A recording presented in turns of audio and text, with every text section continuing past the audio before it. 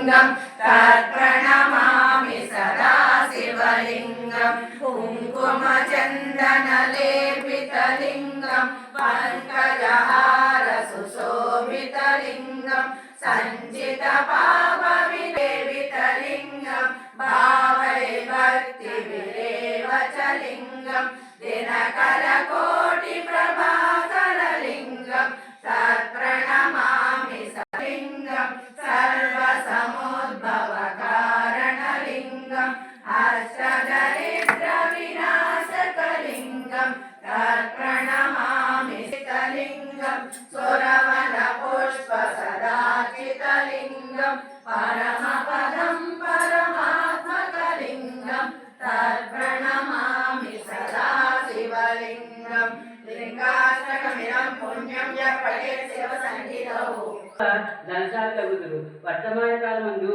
ఎన్ని కష్టములు అనుభవించుతున్నప్పటికీ మాఘమాసం లభించిపోవును.